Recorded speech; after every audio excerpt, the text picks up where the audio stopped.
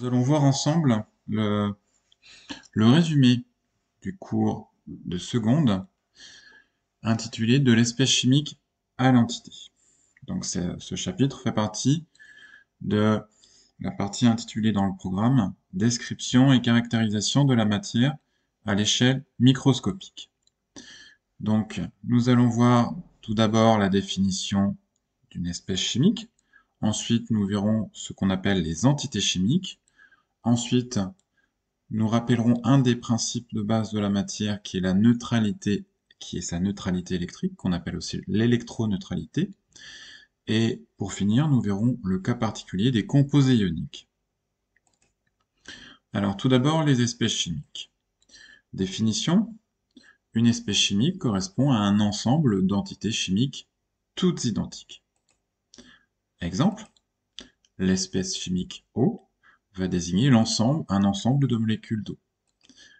Le terme espèce chimique méthane désigne un ensemble de molécules de méthane. Le terme espèce chimique chlorure désigne un ensemble d'ions chlorure. L'espèce chimique hélium désigne un ensemble d'atomes d'hélium.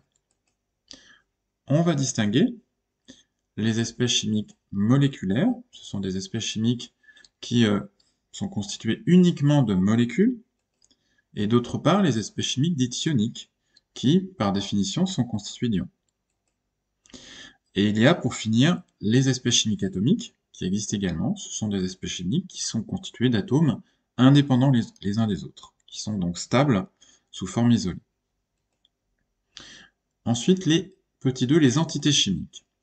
Définition: une entité chimique correspond au plus petit composant indépendant d'une matière.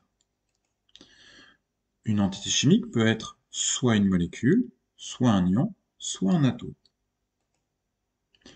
Petit 3, neutralité électrique de la matière, aussi appelée électroneutralité.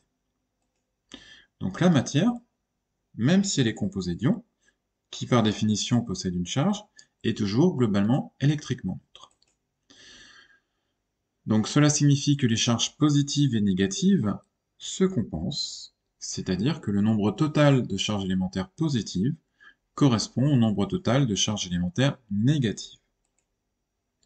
Petit 4, les composés ioniques. La proportion des cations et des anions qui constituent un composé ionique dépend de la charge électrique de chacun d'entre eux. Si le cation porte une charge positive élémentaire et l'anion une charge négative, alors le composé ionique est constitué d'autant de cations que d'anions.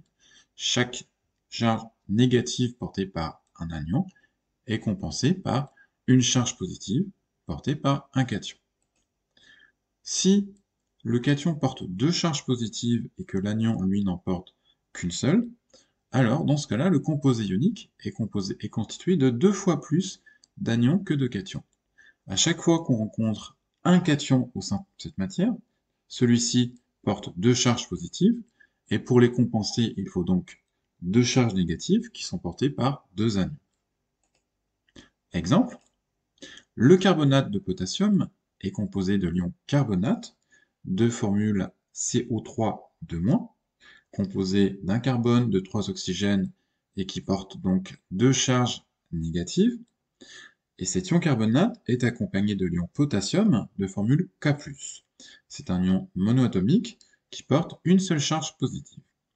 Donc par conséquent, étant donné que le carbonate comporte deux charges négatives et que le potassium n'en comporte qu'une seule, eh bien il faudra 2 fois plus de potassium que de carbonate pour atteindre la neutralité électrique.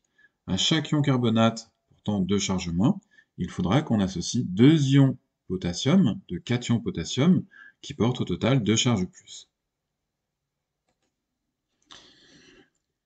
La formule d'un composé ionique, indique la proportion des cations et des anions grâce aux chiffres notés en indice.